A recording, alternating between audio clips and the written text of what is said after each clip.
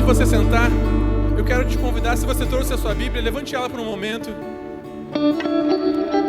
Você está ansioso por ouvir mais aquilo que esse Jesus que nos ama tem a nos ensinar essa noite? Amém?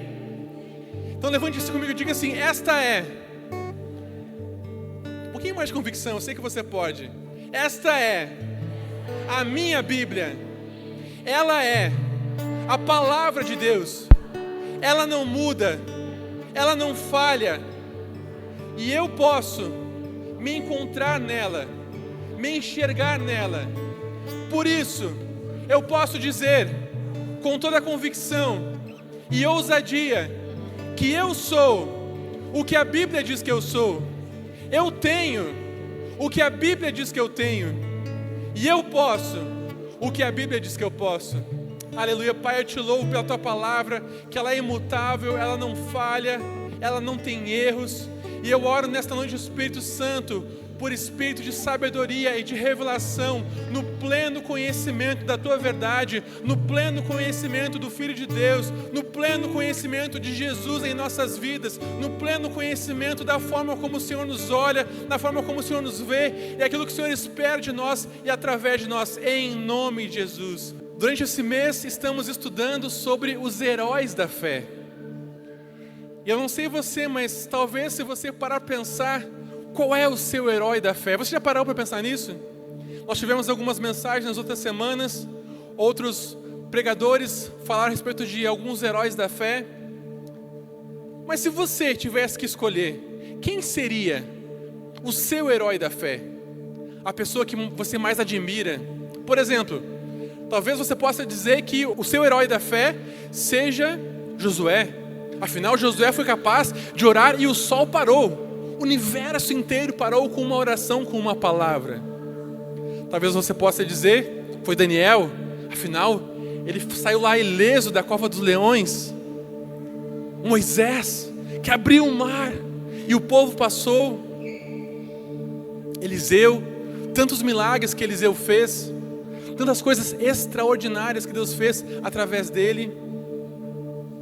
Tantos e tantos homens que talvez nós poderíamos chamar do nosso herói da fé. No Novo Testamento, talvez você possa dizer Pedro. Olha quantas coisas que Pedro fez, quantas curas, quantos sinais foram feitos através da vida de Pedro. E houve um momento que era uma unção tão grande que por onde Pedro passava, a própria sombra dele, apenas a sombra dele ia encostando, ia passando sobre os enfermos que estavam atirados nas macas ao longo da cidade, e a sombra de Pedro curava. Paulo fez tantos milagres também, mortos foram ressuscitados, tantos e tantos sinais extraordinários feitos através de pessoas ordinárias, pessoas comuns que fizeram feitos extraordinários, e talvez você pudesse chamar como herói da fé. Mas algo interessante é que se nós formos estudar a Bíblia, realmente são pessoas que podemos considerar como heróis da fé. Mas Paulo conseguiu escolher um, e Paulo chamou de o pai da fé. Quem sabe quem Paulo chamou de pai da fé, o pai dos que creem? Alguém sabe? Alguém já leu na palavra? Alguém lembra? Quem? Abraão. Lá em Romanos 4:11 diz que Abraão foi o pai daqueles que creem, ou o pai da fé. Mas se você for estudar sobre a vida de Abraão, eu pelo menos não me lembro de nenhuma vez que Abraão multiplicou os alimentos para alimentar uma multidão. Não me lembro de nenhum morto ressuscitar através da vida de Abraão. Não me lembro de um machado flutuar, do sol parar. Que feitos tão extraordinários Abraão fez para ser chamado, para ser considerado o pai da fé. Talvez você associe uma grande fé com grandes sinais, com grandes milagres, com sinais extraordinários, feitos extraordinários. Muitas vezes você olha para a sua vida e pensa assim: eu não sou uma pessoa de grande fé. Quem sou eu?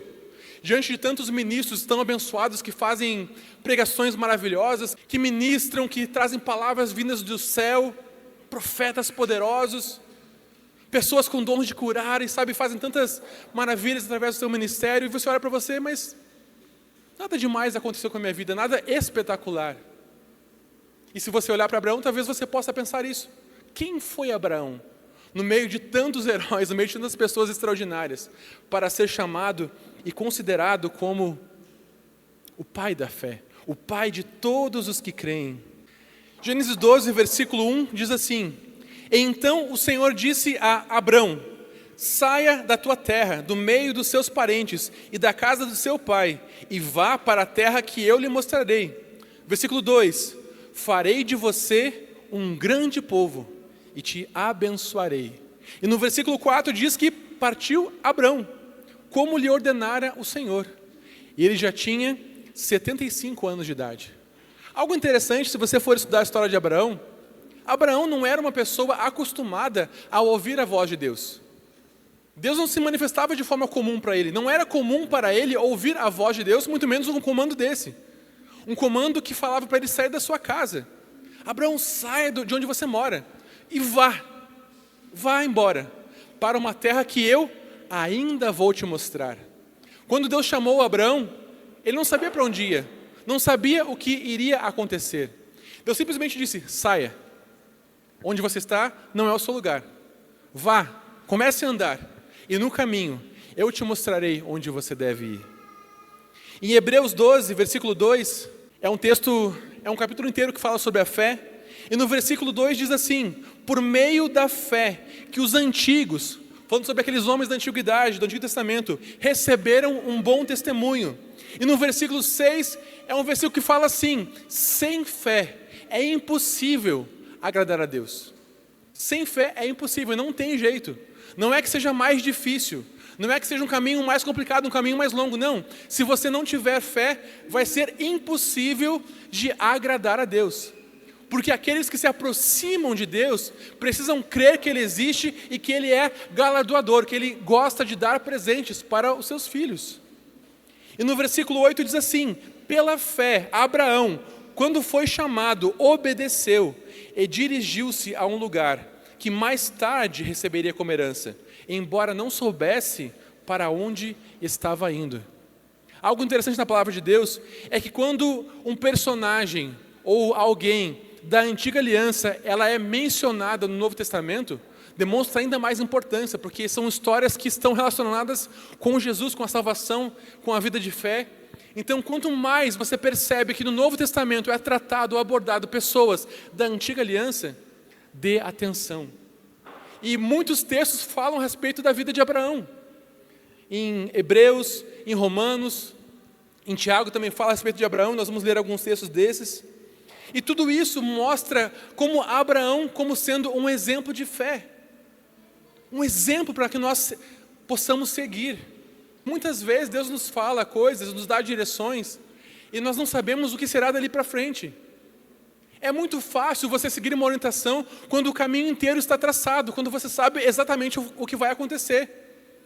Mas se você soubesse tudo o que deveria fazer e acontecer, você não precisaria de fé, porque o caminho já está traçado.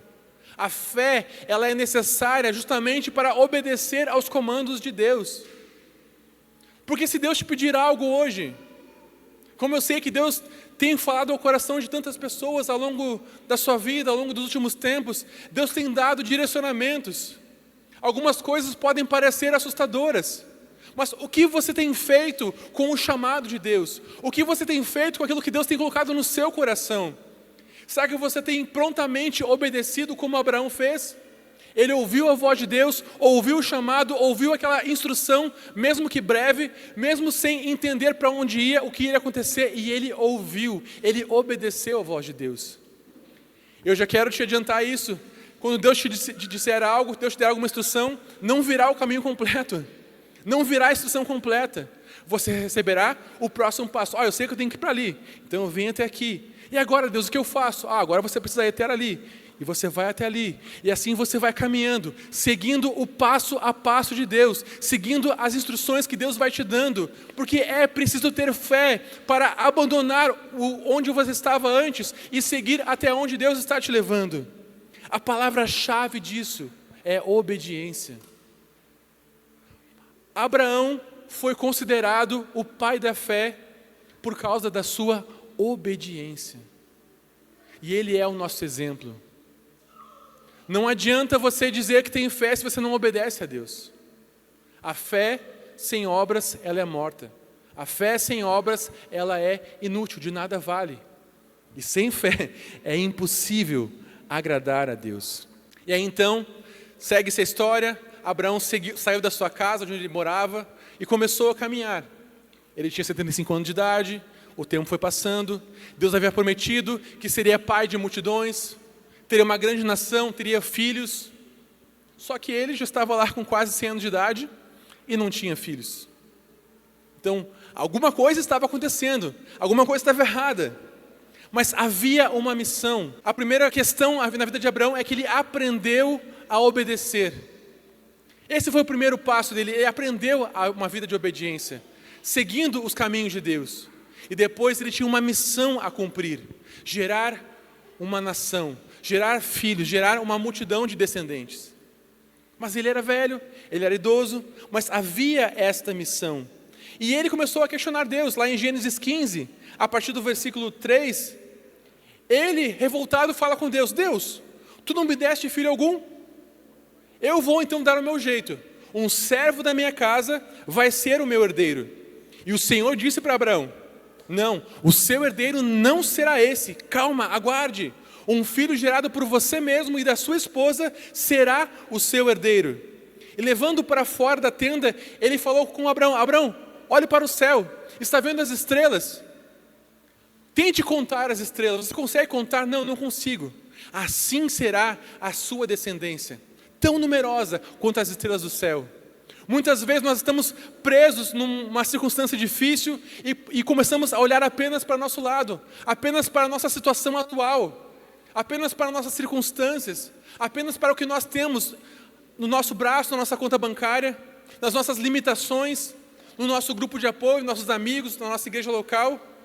E às vezes parece que o que Deus nos chamou para fazer parece tão distante ou tão impossível. E Deus manda que Abraão levante o seu olhar, olhe para o céu. Muitas vezes nós estamos presos e a nossa angústia nos atinge, nos aflige, porque nós estamos apenas olhando para as circunstâncias. E Deus quer que nós olhemos para o alto. Mudemos o nosso foco, da nossa visão, aquilo que nós estamos realmente focando os nossos pensamentos. E ao olhar para as estrelas, ele começa a olhar para o céu, começa a olhar para o Senhor. E as coisas começam a mudar, a sua mentalidade começa a mudar. Lá em Gênesis 17, versículos 1 em diante, diz que Abraão estava já com 99 anos de idade. E o Senhor de novo apareceu e disse: eu sou o Senhor Todo-Poderoso. Ande segundo a minha vontade e seja íntegro. E eu estabelecerei a minha aliança entre mim e você, e multiplicarei muitíssimo a sua descendência. E Abraão prostrou-se, rosto em terra. E Deus lhe disse: esta é a minha aliança com você. Você será chamado pai de nações. Não será mais chamado Abrão. O seu nome será Abraão, porque eu o constituí pai de muitas nações. Se você for ver um pouco antes na história, Deus já havia dito para ele não se precipitar, que através do seu herdeiro seria considerado a sua descendência, mas no meio do caminho, eles estavam aflitos, tentaram dar um jeitinho, e o que aconteceu? A sua mulher falou com Abraão: Abraão, pegue aqui a sua serva Agar, faça um filho nela, e vamos considerar esse jeitinho, este filho com ela, como se fosse o nosso. E assim você terá sua descendência, terá seus filhos, e a sua herança será multiplicada, você passará adiante para outras gerações o que você acumulou de riqueza nessa terra. E o que aconteceu? Agar teve um filho chamado Ismael. Ismael, o pai dos ismaelitas. Antes de nascer o filho da promessa, que era Israel, os israelitas. E o que aconteceu depois disso? Houve uma grande briga, uma ruptura. Uma raiva foi gerada entre as duas famílias, entre as duas descendências. E dos ismaelitas vieram os árabes. E dos israelitas, o povo de Israel, obviamente. E até hoje existem guerras. E tantos conflitos. E coisas que dificilmente veremos paz. Isso veio lá daquela época. Quando Abraão e Sara tentaram dar um jeitinho de consertar do jeito deles aquilo que eles não deram crédito à palavra de Deus. Porque Deus havia dito claramente: eu te darei um filho através de você, da sua semente, através da sua esposa. Mas por não crer, eles tentaram dar um jeitinho, e tantas vezes nós fazemos isso. Ah, Senhor, eu sei que o Senhor quer que eu prospere, eu sei que o Senhor quer que eu avance no meu trabalho ou nas minhas finanças, então eu vou dar um jeitinho. Se eu manipular aqui as coisas, eu sei que tem um colega meu que também está correndo a mesma vaga que eu. Se eu sabotá-lo, eu posso tirar ele da jogada para que eu possa prosperar. Tem como dar certo e ter bênçãos através disso? Ah, Deus, eu quero muito um relacionamento. Aí você vai lá, dá um jeitinho, Deus, manda minha varoa, manda meu varão. E em vez de esperar no Senhor, o que você faz? Você vai lá, num aplicativozinho qualquer, tentar dar um jeitinho. Ah, não, eu quero achar uma pessoa de Deus para mim. Mas está difícil na igreja, então você vai lá, numa baladinha, achando que assim você vai facilitar o encontro e você vê lá a pessoa abençoada. Será que é lá que você vai encontrar a pessoa de Deus para você? Você entende? São tantas coisas que a gente vai tentando dar um jeitinho. Ah, Deus, eu vou dar uma consertadinha, porque se eu fizer do meu jeito eu vou acelerar as coisas, eu não aguento mais esperar. Então é um pequeno desvio de rota. Mas eu sei que o Senhor vai abençoar. Pai, abençoa o aplicativo de relacionamento. Pai, abençoa essa balada para que eu possa encontrar uma pessoa abençoada. E você, varão, vai lá, bota aquela roupa assim que vai destacar os seus atributos físicos. Porque, Senhor, mas assim eu vou facilitar para que eu ache uma pessoa que me olhe como eu sou de verdade. Será que é assim as coisas? E no trabalho, nos estudos, é assim em tudo na vida. Quando nós tentamos dar um jeitinho, nós tiramos Deus da jogada. E ao tirar Deus da jogada, nós fazemos coisas do nosso jeito. E as consequências não são boas. Deus tem um plano para nossas vidas. E esse plano é bom. Deus tem um bom propósito para cada um de nós. Você crê nisso? Amém? Esse propósito é bom. Se o que nós estamos vendo não é bom, não é perfeito, não é agradável, é porque muitas vezes nós estamos fugindo desse propósito e querendo dar um jeitinho. Mas Deus falou, Abrão, porque ele chamava Abrão. Agora você não será mais chamado Abrão, que significava um pai exaltado, mas sim Abraão, que significa pai de multidões. É interessante que o seu nome foi mudado. Então sempre que ele ia para algum lugar, ele se apresentava agora, olha, meu nome é Abraão, eu me chamo pai de multidões. E talvez as pessoas olhavam para ele assim, pensando, você pai de multidões, cadê seus filhos? Cadê sua grande descendência? Você, pai de multidões? Lá em Romanos 4:17, diz assim, como está escrito, eu o constituí pai de muitas nações. Ele é o nosso pai aos olhos de Deus em quem creu. Deus que dá vida aos mortos e chama à existência coisas que ainda não existem, como se já existissem. Ou numa outra versão que eu gosto muito, a Bíblia Viva, Deus fala dos acontecimentos futuros com tanta convicção, como se já pertencessem ao passado. Abraão não era ainda pai de multidões, mas Deus olhava para ele e falava, você é pai de multidões, você é pai de multidões, e chama à existência aquilo que não existe como se já existisse. Talvez você olhe para a sua vida e você se olhe assim, eu sou um pecador, eu sou um miserável, nada dá certo da minha vida, ninguém me ama, mas Deus está olhando, você é próspero, você é abençoado, você tem uma família abençoada, você tem pessoas que te amam, você vai prosperar, você vai alcançar os seus caminhos, você vai alcançar o seu propósito, porque Deus, Ele não está preocupado com a sua situação atual, porque Ele sabe onde você pode ir, porque Ele tem o poder para transformar a sua realidade. Ele não está preso ao que os olhos naturais, aos olhos físicos podem ver, mas Deus chama à existência o que ainda não existe e traz à existência, passa a existir com a sua vontade. Então lá em Gênesis 18, Abraão e Sara, Abraão já estava lá muito velho, de idade muito avançada, Abraão já tinha 99 anos de idade, e aí então Deus fala para eles, que eles teriam filhos. E Sara riu consigo mesma, quando pensou, eu? Depois de velha, Deus vai me dar um filho? Mas o Senhor disse a Abraão, por que Sara riu e disse, poderei realmente dar à luz agora que sou idosa? Olha o que Deus fala para Abraão.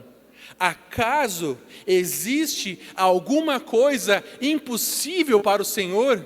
Acaso existe situação que esteja fora do alcance do Senhor dos Exércitos, que criou os céus e a terra? Acaso existe algo impossível na sua vida que Deus não possa mudar? Acaso parece algo tão impossível? Acaso existe uma mulher estéril que não possa dar luz a filhos? Nada é impossível. Acaso existe uma doença, uma situação que você olha para a sua vida, o médico diz, não tem cura, não tem solução, eu vou ficar assim para sempre, eu vou morrer cedo? Os médicos disseram que eu tenho poucos meses de vida. Acaso existe algo impossível para Deus?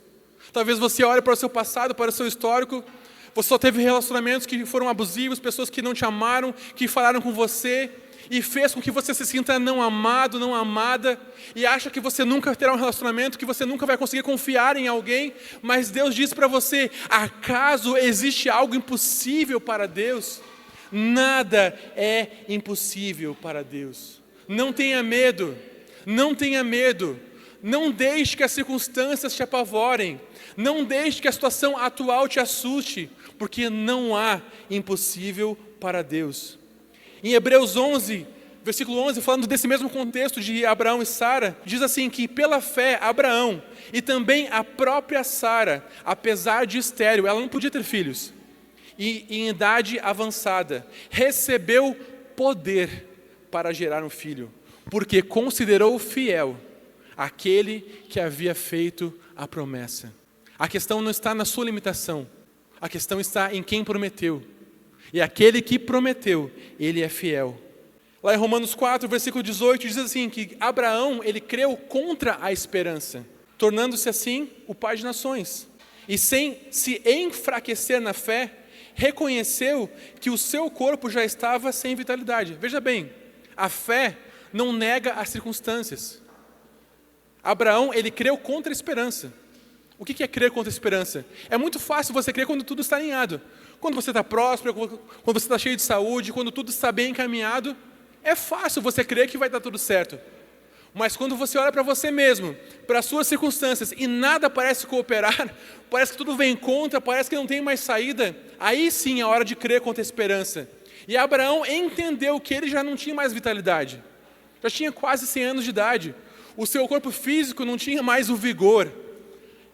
Ele olhava para as circunstâncias, para o seu histórico com a sua esposa, talvez há muitos e muitos anos já não tinha mais momentos amorosos, não tinha mais expectativa, e dizia assim, capaz, já sou velho para isso.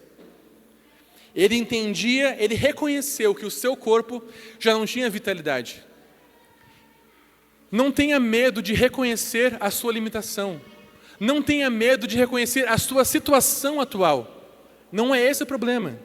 Ele reconheceu que já estava com quase 100 anos. Mesmo assim, não duvidou e nem foi incrédulo em relação à promessa de Deus, mas se fortaleceu em sua fé e deu glória a Deus. Tem uma versão que eu gosto muito que diz assim, ele se fortaleceu dando glória a Deus. Ele se fortaleceu dando glória a Deus. Eu quero parar um pouquinho nesse versículo para explicar isso. Porque muitas vezes, quando você está numa situação adversa, seja financeira, você pode olhar para suas contas acumulando, sabe, o seu nome negativado, boletos chegando, e você olha para as circunstâncias. Quanto mais você dá atenção a isso, o que acontece? Fica ansioso, não consegue dormir, não dorme direito, acorda mais cansado, não trabalha direito, você começa a brigar com todo mundo, os seus parentes, os seus familiares não te aguentam mais porque você fica chato, você fica estressado, você briga com todo mundo. Mas qual a situação de lidar com as circunstâncias? É dando glória a Deus. E como você faz isso? Você olha para a sua falta, para a sua necessidade, e você fala, o meu Deus suprirá todas as minhas necessidades, de acordo com as suas gloriosas riquezas em Cristo Jesus. Você olha para a sua enfermidade e ao invés de prestar atenção nela, você vai vendo um caroço, você sente a sua perna mancar, seja o que for, ao invés de olhar para as circunstâncias, para os sintomas, você olha para a palavra, você olha para Jesus e vê assim, o meu Deus é aquele que morreu, e Ele foi esmagado, Ele foi moído, para que através das suas feridas, eu fosse curado, e você começa a declarar a palavra, você começa a dizer, Pai, obrigado, porque o Senhor é o que me cura, o Senhor é o Cristo que cura, é o Senhor que sara, é o Jeová Rafá, o Senhor é o Senhor da provisão, é o Senhor que é a minha bandeira, é o que me protege, é o que me guarda. E quanto mais você dá glória a Deus, o que acontece com os pensamentos ruins? Eles somem. Não tem como um pensamento ruim permanecer na sua mente quando a sua mente está focada no Senhor, quando a sua mente dá glória, quando a sua mente dá graças pelo Senhor e você declara a palavra. E é isso que Abraão fazia, ele se fortalecia, dando glória a Deus. Eu sei que eu serei pai de multidões, eu sei que terei filhos abençoados, que a minha família, meu nome se multiplicará pela terra, que a minha descendência será abençoada, que o Senhor prosperará os meus caminhos, não importa por onde eu vá, eu estou aqui diante de meus inimigos, mas os meus inimigos, eles não me matarão, eles não me exterminarão, mas o Senhor me dará a vitória, e ele vai dando glória, e vai dando glória, e vai dando glória, e assim ele vai avançando. Glória a Deus, aleluia. Você entende? Não olhe para as circunstâncias, olhe para o Senhor, olhe para o céu. Assim como diz aquele salmo, elevo os meus olhos para os montes, de onde me virá o socorro? O meu socorro vem do Senhor que fez os céus e a terra. Amém. Glória a Deus. Você entende isso? Amém? Primeiro passo é obedecer. Segundo passo é entender que você não está preso pelas circunstâncias naturais, não estar preso pelas limitações físicas e pela sua situação atual. E o último passo, a última lição que eu trago da vida de Abraão. Todos lembram da história que Deus falou para Abraão: Abraão, pega o teu filho Isaque, que realmente era o filho da promessa, o filho que seria considerado herdeiro e descendente de tudo. Através dele uma grande nação seria gerada. E Deus falou para ele: pega esse teu filho, suba ao monte e o sacrifique por mim. Imagina a cabeça de Abraão. Eu não consigo entender, ainda não tive filhos, ainda.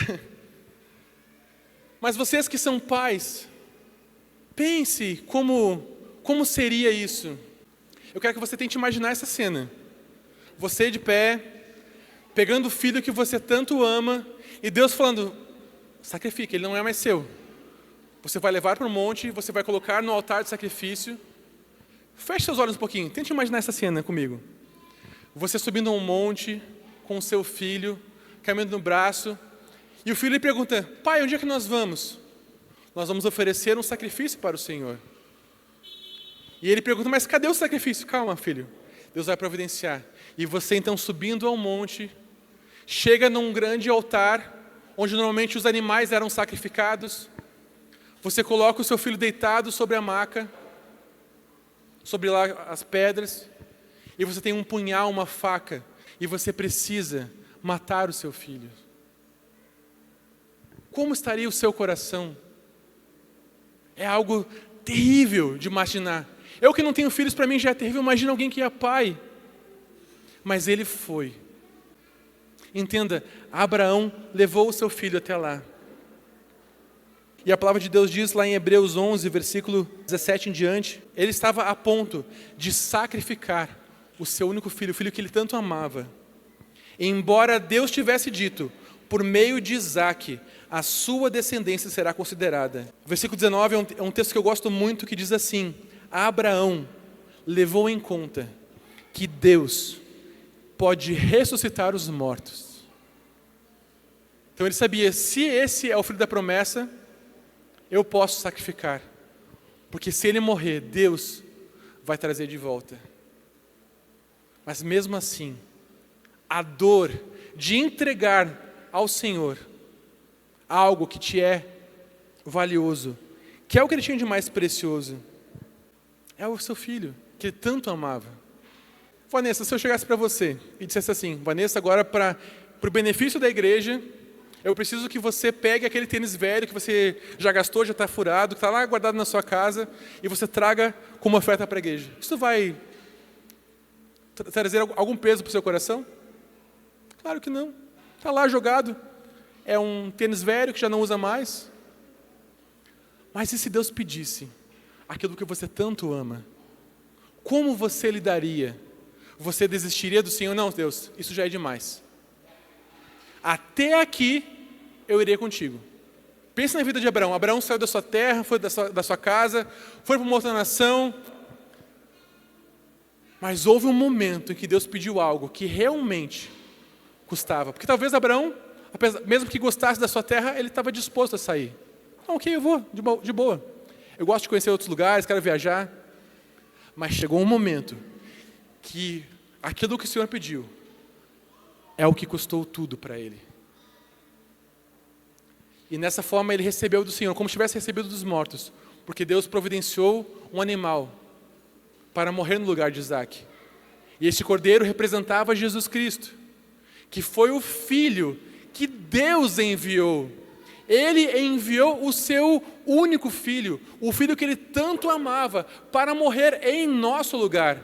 Assim como Isaac não precisou morrer, porque Deus providenciou um cordeiro, nós que merecíamos morrer, que precisávamos morrer, Deus enviou Jesus para morrer em nosso lugar. Em Mateus 19 em diante, é um texto muito interessante, no qual um jovem rico chega para Jesus e fala assim: mestre, bom mestre, o que eu preciso fazer para herdar a vida eterna? E Jesus conversa com ele: você conhece os mandamentos? Não matarás, não adulterarás, e assim por diante. E ele falou: sim, eu conheço tudo isso. Tudo isso eu tenho feito desde a minha mocidade. Mas ele sabia, ele fala assim no versículo 20: a tudo isso eu tenho obedecido. O que me falta ainda? Veja bem, ele era alguém que seguia os mandamentos, seguia as leis, era uma pessoa correta aos olhos dos homens, mas ele sabia no seu coração que algo ainda estava faltando. E ele foi até Jesus, foi até o mestre e disse: mestre, Jesus, o que me falta? Porque eu sinto uma angústia, eu tenho algo no meu coração que eu não tenho paz. Eu sei que está faltando algo, eu sei que o Senhor espera algo mais de mim. O que me falta? E Jesus falou para ele, não é algo para todos, falou para ele: te falta o seguinte, vá, venda tudo o que você tem e dê aos pobres, e venha e me siga depois disso. E aí então, você alcançará o que você procura. E aquele homem, talvez, você podia pensar assim: se ele quer tanto aceitar a vontade de Deus, imediatamente ele saiu, vendeu tudo o que tinha e seguiu Jesus. Foi isso que aconteceu? Não. Na palavra diz que ele saiu triste. Ele se afastou triste, porque ele tinha muitas riquezas. Porque ele tinha muitas riquezas. Uma vez eu ouvi uma história, tinham dois amigos conversando, dois amigos do interior, e ele chega para o seu amigo e fala assim: cara, você é o meu amigo, meu brother, acho que não tem ninguém que eu confie mais do que você. Se você tivesse 2 Ferraris, você me daria uma? E aquele amigo te fala: com certeza, meu brother. Se eu tivesse 2 Ferraris, eu te daria uma. Ah, meu parceiro, meu faixa. Mas e se você tivesse 2 grandes casas, você me daria uma? E ele fala assim: claro, com certeza te daria uma das casas. Você é meu grande amigo. E uma galinha, você me daria se você tivesse 2 galinhas? E ele fala assim: não te daria uma galinha. Mas por que não? Porque eu tenho as galinhas. Ninguém pode dar aquilo que não tem. Ninguém pode dar o que não tem. Mas é muito fácil você dizer que você daria aquilo que você não tem. É muito fácil oferecer um sacrifício que não custe nada. Eu lembro um texto que Davi falou assim, quando ofereceram uma terra para ele, que ele queria oferecer um sacrifício para o Senhor, e a pessoa lá daquela terra falou: não, pode ficar, você é um rei, eu te dou a terra, faça o sacrifício a Deus. Mas ele falou assim: não, deixe-me pagar pela terra, porque eu não oferecerei ao Senhor sacrifício que não me custe nada. Eu não vou dar ao Senhor algo que não me custe, algo que não tenha peso, algo que não tenha valor para mim. O que Deus tem te comunicado no seu coração? O que Deus tem colocado como objetivos, como projetos, como sonhos, como propósito, como ministério? Em primeiro lugar, você tem obedecido aos passos de Deus, ou você tem fugido, se escondido como Jonas? Primeiro passo é obedecer à voz de Deus. Segundo passo é você entender que o que você for fazer não é na força do seu braço, é na força de Deus. E o terceiro passo é entender que às vezes, na verdade quase sempre, isso vai te custar algo. Existe um preço a pagar. Jesus, ele pagou tudo. Ele se deu, ele deu a sua vida. O que você está disposto a oferecer? O que você está disposto a abrir mão para cumprir a vontade de Deus na sua vida, para que você possa alcançar outras pessoas, para que você carregue, leve essa mensagem que alcance outras pessoas. De que vale estudar sobre os heróis da fé? De que vale você dizer, Senhor, eu quero ter fé, eu quero te servir, mas ser apenas da boca para fora? Que não seja algo que você realmente coloque em prática, porque a fé sem obras, ela é morta. De nada vale você dizer que tem fé, se você não tem obras correspondentes. Que esta vida de fé de Abraão possa nos inspirar, não somente ele, mas todos os heróis da fé que nós estamos estudando durante este mês e vamos estudar nas próximas semanas. São homens e mulheres que viveram uma vida de obediência, uma vida de fé, para nos inspirar a fazer o mesmo. Amém? Veja como exemplo, como pessoas para te inspirar.